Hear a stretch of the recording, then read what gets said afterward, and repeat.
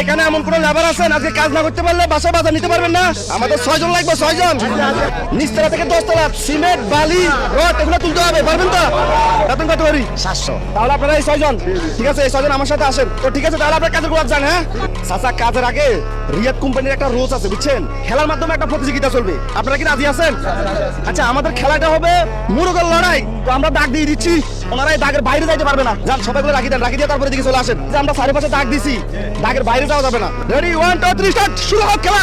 দর্শক, আমাদের খেলা শুরু হয়েছে, দেখা যাক লাস্ট পর্যন্ত কে জয় হয়, কে পায় আমাদের আজকের এই খেলাতে পুরস্কার। আমাদের এখানে হবে ফার্স্ট, সেকেন্ড, থার্ড। খেলা কিন্তু অনেক ভালো হইতেছে।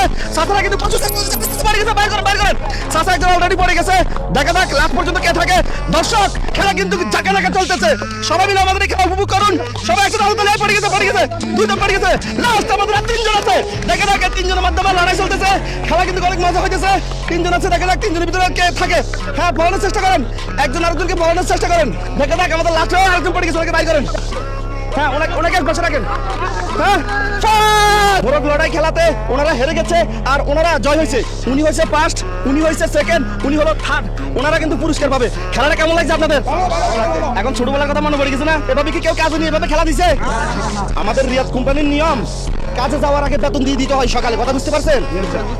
যখন আপনারা আগে বেতন পাবেন তাহলে কাজ আর একটু করতে ভালো লাগবে না? বেতন পেয়ে গেছি আমরা, জয় হয়েছেন। পুরস্কার আমি 1000 টাকা দিলাম, আপনাকে দিলাম 500, ওনাকে দিলাম 300, ওনাকে দিলাম 200।